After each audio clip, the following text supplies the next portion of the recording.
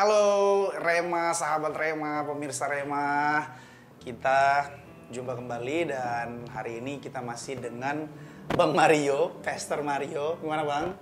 Aman. Di episode sebelumnya kita sudah bahas tentang LGBT. Tak selama atau pelangi tak selamanya indah. Nah hari ini kita bicara isu yang sama pentingnya dan ini satu isu yang fundamental dan sudah merambah di dalam kekristenan.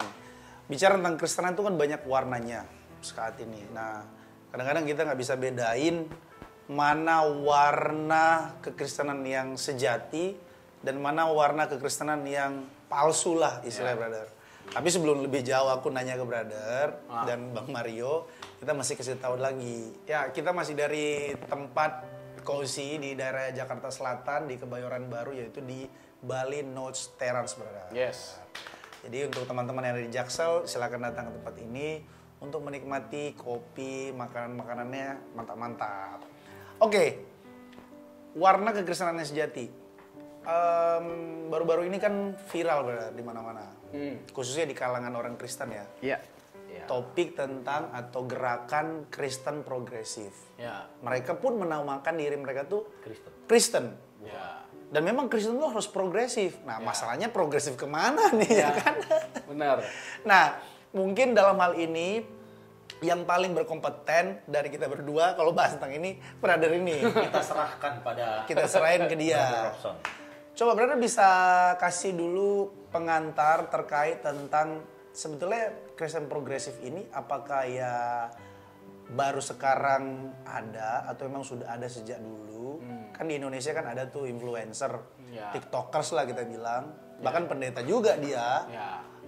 Dia memilih untuk jalur saya ini Kristen progresif.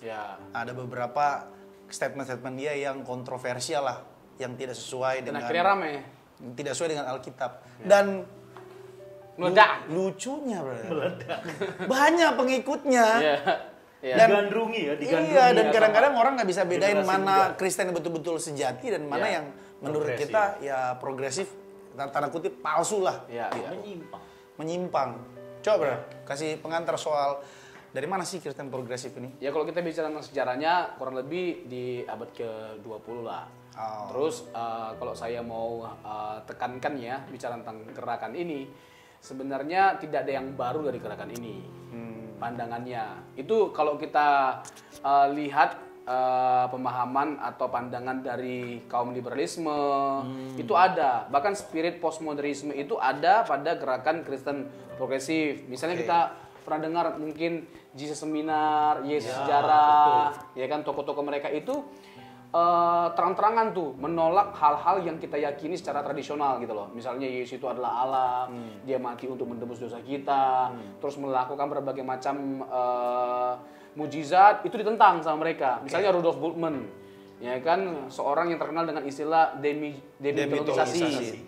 Jadi semua kasus tentang hal-hal yang supernatural, mujizat itu harus dibuang dari Alkitab. Nah, spirit itu yang diwariskan oleh kaum Kristen progresif gitu loh. Nah, nanti kita akan sampai pada kesimpulan ini dan menjelaskannya gitu loh. Boleh kasih disclaimer dulu apa kesimpulannya? Kristen progresif itu layak nggak disebut Kristen?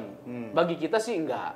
Karena apa? Karena hal-hal yang menjadi inti dari kekristenan ditolak sama mereka. Nanti. Tapi yang jadi persoalan sebenarnya mereka mencaplok kata Kristen itu. Itu jadi masalah. Itu kan? Gitu loh. Iya. Sementara kita nggak setuju. Betul. Mereka tetap menamakan diri mereka Kristen saat gitu loh. Hal yang mewarnai kekristenan itu ditolak sama mereka. Gitu. Jadi berarti gini, bisa mention salah satu tokoh mereka yang paling terkenal siapa di awal-awal? Brian Zens lah. Brian Zens yang lagi terkenal banget lah. Ada beberapa tokoh sih.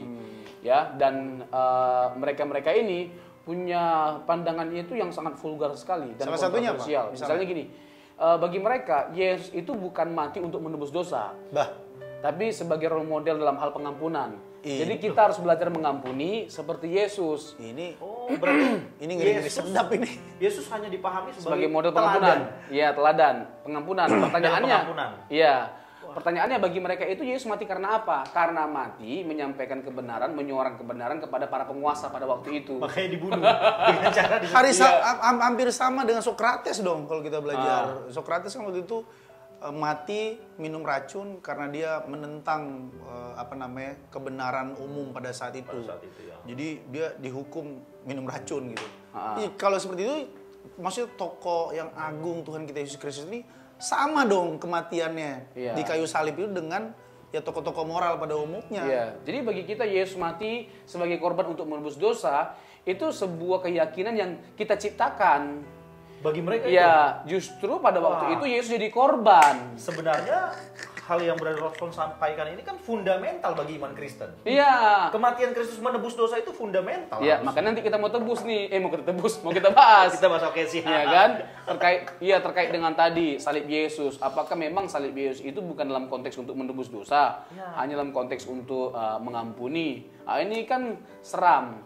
Nah, mungkin kita bisa bahas, brother ya, langsung secara teologis karena memang gini. Cara membahasnya sebelum lebih jauh kan tadi Yesus role model pengampunan. Ya. Oke.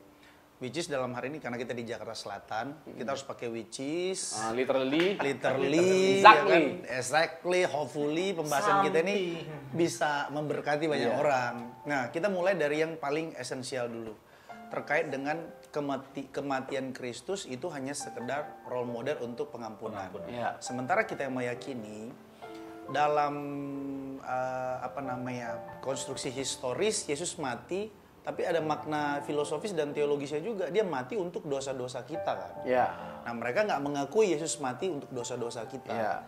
Nah, bagaimana pandangan Kristen tradisional yang sifatnya ortodoks yang menyikapi ini, brother? Mungkin brother bisa sampaikan. Nanti aku angkat lagi beberapa isu, tapi ini dulu soal Yesus mati di kayu salib itu karena menembus dosa manusia. Ya. Data-data Alkitabnya tolong sungguhkan. Sebenarnya data-data Alkitab itu bukan hanya banyak tapi eksplisit. Bukan hanya banyak tapi eksplisit. Sehingga kita punya keyakinan yang dibangun di atas fondasi yang sangat kuat, very strong.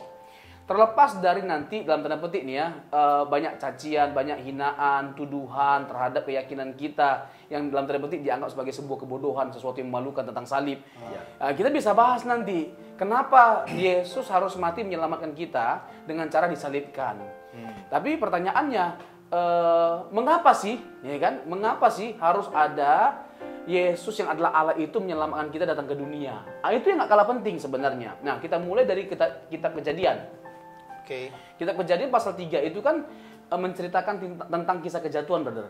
Kejadian pasal 2 bicara tentang larangan, jangan makan buah itu, pada waktu kau makannya kamu mati. Nah, dilanggar perintah itu. Kejadian 3 mengkisahkannya. Jadi, lalu apa yang terjadi ketika manusia dalam dosa? Mereka menyadari mereka telanjang. Mereka membuat pakaian dari cawat pohon ara, daun pohon ara. Lalu Tuhan buat pakaian lain. Di ayat 21, dari kulit binatang. Itu bukan hanya pakaian tambahan, itu ada makna simboliknya. Jadi karena kejatuhan manusia dalam dosa, ada yang dikorbankan. Nah, dalam bahasa Ibrani kata penebusan itu kapar. Artinya manusia itu ditutupi dosanya oleh Allah dengan binatang yang tidak bersalah. Yesus mati bukan karena kesalahannya, dia tidak bersalah. Dia adalah korban dalam konteks untuk menebus kita, manusia yang telah berdosa. Jadi dia mati bukan untuk menebus dosanya, tapi menebus dosa-dosa kita. Nah, itulah nanti disinggung sama Yohanes 1 ayat 29. Lihatlah anak domba Allah yang menghapus dosa dunia. Coba sekarang kita lihat teks-teksnya, yang menurut saya bukan hanya banyak kayak tadi ya, tapi very clear, eksplisit, jelas gitu loh. Misalnya mana saja itu, Pastor? Ada beberapa ayat lah ya yang akan kita quote gitu loh. Misalnya Roma 3 ayat 25 misalnya. Roma 3 ayat 25. Roma 3:25. Kristus Yesus telah ditentukan Allah menjadi jalan pendamaian karena iman dalam darahnya.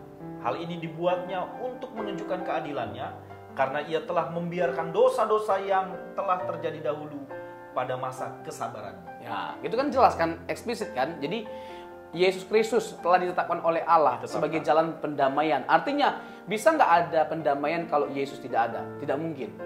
Jadi bukan dia jadi korban karena dia menyatakan kebenaran kepada para penguasa. Bukan. Memang Tuhan telah tentukan dia sebagai jalan pendamaian. Jalan ya. Iya, nggak mungkin ada pendamaian, keselamatan, pengampunan Tanpa dosa tanpa ada Yesus. Korban Kristus. Iya. Nih, coba aku coba untuk memberikan komparasi dari pandangan salah satu pandangan penganut Kristen progresif soal korban tadi.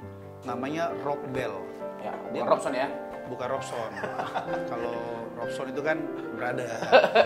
Apa kepanjangan Robson? Robert perampok, San anak perampok. Sekarang sudah jadi Dirohanikan anak perampok jiwa-jiwa bagi kemuliaan Oh, Kristus. haleluya. Baiklah kalau gitu, kita baca dulu pandangannya si Rob Bell. Rob Bell bilang gini, Bro. Allah tidak menetapkan sistem korban. Manusia yang melakukannya. Sistem korban berkembang ketika manusia mengembangkan berbagai ritual untuk membantu mereka mengatasi rasa bersalah dan rasa takut. Nah, lalu Bell mengklaim begini, orang-orang Kristen awal melangkah lebih jauh ketika mereka memilih untuk menafsirkan kematian Yesus melalui kacamata sistem korban itu. Percaya bahwa kedamaian yang manusia rindukan bersama Allah selama ribuan tahun pada dasarnya adalah suatu kenyataan. Jadi dengan kata lain, si Rob Bell ini mau berkata begini, bahwa sistem korban itu Diciptakan oleh manusia. itu manusia yang menginisiasinya karena rasa bersalah, karena maka rasa dicipta itu duka, ya. Rasa takut. supaya Allah nggak marah, ya kita kasih korban aja. Nah, ini kan 180 derajat dari pemahaman Kristen yang sejati gitu. Iya, tapi itu kan langsung Menabrak bisa firman loh itu. Iya. Kan maksudnya gini, langsung bisa kita encounter dengan kejadian 3 tadi. Ya. Misalnya kejadian 3:15, proto evangelium. Betul. Sebuah istilah yang diciptakan oleh Bapak Gereja bernama Irenaeus pada abad kedua. Jadi itu bicara tentang janji keselamatan, bahwa keturunan perempuan itu akan menginjak kepala ular. Jadi ini bicara tentang Yesus yang adalah juru selamat, menyelamatkan kita. Dengan cara bagaimana? Tadi, ya kan? Ada korban. Iya, ada korban. Binatang itu loh gitu loh. Tuhan membuat pakaian dari kulit binatang. Binatang itu nggak salah. Jadi kapar tadi, kapar itu artinya ditutupi. Allah menutupi dosa kita dengan menggunakan binatang yang tidak bersalah. Jadi Allah sendiri yang menetapkan ini, bukan manusia. Dan Ini kalau kita membaca itu, brother, kitab Imamat, jelas di sana penetapan Allah lah Ya. terkait dengan sistem korban dalam umat Israel. Nah, contoh begini, berbagai macam korban yang dipersembahkan oleh imam dalam konteks PL, Ya. itu semua bayang-bayang. Benar. Wujudnya adalah Yesus Kristus. Nah, ini Galatia 3 ayat 24. Ngeri kali. Nah, sebelum nanti ke Galatia, ini di segmen ini mungkin sambil Bang Mario cari, brother bisa nggak? Ini kan sebenarnya Alkitab kita kan sama atau beda nggak sih sama orang-orang Kristen progresif ini? Itu mereka punya Alkitab sendiri jangan-jangan. Kok menafsirkan ayat yang eksplisit pun melenceng gitu. Ya, sekarang gini brother, kita nggak bisa pungkiri perkembangan zaman itu mempengaruhi cara berpikir seorang. Tadi kan kita sedang ada di zaman postmodernisme, bahkan post-truth gitu loh. Yang orang Sekarang udah post-truth. Iya, orang nggak peduli dengan kebenaran dan tidak ada kebenaran. Tidak ada kebenaran yang mutlak. Itu postmodernisme. Ya, spiritnya. Ya, there is no absolute truth. Tidak ada kebenaran yang bersifat mutlak. Jadi kalau kamu menyatakan kebenaran itu menurutmu. Jadi menurut setiap orang itu berbeda-beda. Ya. Nah, ini diadopsi oleh Kristen progresif. Nah, bagi kita konten itu nggak bisa berubah, Alkitab nggak bisa berubah, konteks yang berubah. Ya. Konten yang merubah firman Tuhan, konten yang merubah orang pada 20 tahun, 30 tahun, 100 tahun yang lalu tetap sama yang bisa mengubah kita di zaman sekarang ini. Jadi kita harus menyesuaikan pikiran kita pada Alkitab, jangan sesuaikan Alkitab dengan pikiran kita. Ngeri kali ya. Oke, bro. Nanti Bang, nanti setelah ini Abang minum dulu, nanti baru saya ini baru baca. Jadi aku minum dulu lah ya. Minum dulu ya kan, baru setelah ini kita baca ayat.